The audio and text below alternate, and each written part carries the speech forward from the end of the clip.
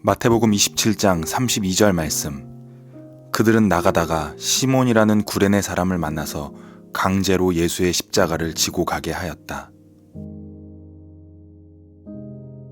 예수님의 십자가 사건을 읽고 있으면 여러 인물이 등장합니다.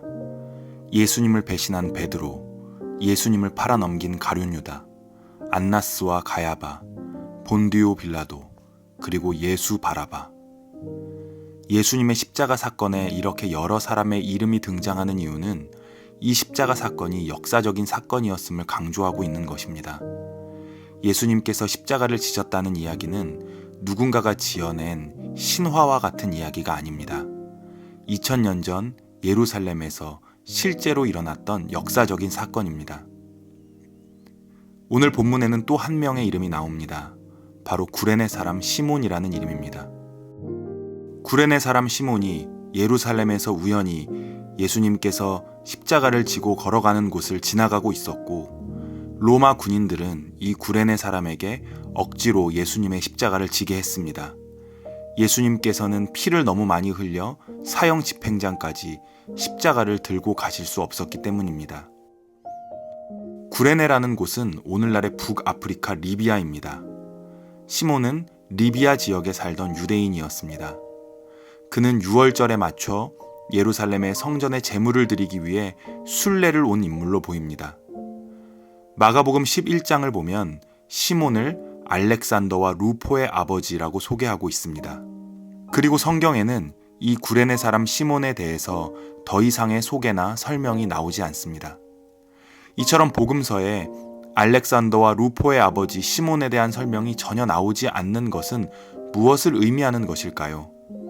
그것은 아마도 이 시몬이라는 사람이 당시 초대교회 사람들에게 잘 알려진 인물이었고, 그렇기 때문에 그에 대해서 굳이 더 이상 설명할 필요가 없었기 때문일 것입니다. 실제로 로마서 16장 31절에서 바울은 주 안에서 택하심을 입은 루포와 그의 어머니에게 문안하라. 그의 어머니는 곧 내 어머니니라 라고 기록하고 있습니다. 루포의 아버지에 대한 언급이 없는 것으로 봐서 루포의 아버지 시몬은 아마 세상을 떠난 것 같습니다. 하지만 루포와 그 집안은 바울에게 인정받는 초대교회의 신실한 믿음의 가정이 되었습니다. 재미있는 것은 로마 군인들이 구레네 사람 시몬에게 억지로 예수님의 십자가를 지게 했다는 표현입니다. 시몬이 자발적으로 예수님의 십자가를 진 것이 아닙니다.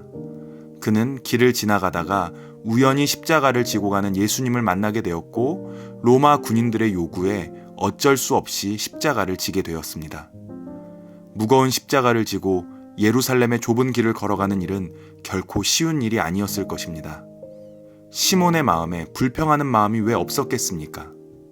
하지만 억지로 십자가를 잠시 진 그 일이 그의 인생과 그의 집안을 바꾸어 놓는 사건이 되었습니다.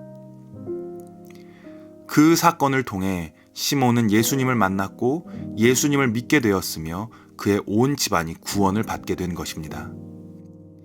프랜스라는 신약학자는 이 사건에 대해 그토록 큰 소리로 자신의 충성을 외쳐댔던 시몬 베드로를 대체할 새로운 시몬이 필요했다라고 표현합니다. 억지로 십자가를 짊어지고 걸어간 그 길이 그의 인생에 있어서 가장 영광스러운 길이 되었던 것입니다. 예수님께서는 제자들에게 나를 따르려거든 자기를 부인하고 자기 십자가를 지고 나를 쫓을 것이다 라고 말씀하셨습니다. 그런데 우리는 때때로 우리가 원하지 않는 십자가를 져야 할 때도 있습니다. 어쩔 수 없이 마지못해 짊어지는 십자가를 만날 때가 있습니다. 불평하며 그 길을 걸어갈 수도 있습니다. 그런데 주님께서는 우리가 억지로 짊어진 그 십자가도 인정해 주시고 우리의 걸음을 영광스럽게 바꿔주십니다. 그러니 여러분의 삶 속에서 십자가가 찾아올 때 의연히 그 십자가를 감당하시기 바랍니다. 언젠가 그 시간이 복되고 영광스러운 시간이었다고 고백하게 될 날이 반드시 올 것입니다. 주님, 구레네 사람 시몬은 억지로 십자가를 졌지만 그것이 그와 그의 가정을 구원하였습니다. 우리의 인생에 우리가 원하지 않는 십자가를 만날 때 우리도 의연히 그 십자가를 짊어지게 하시고 그 길에서 주님을 만나게 하소서. 예수님의 이름으로 기도드립니다. 아멘.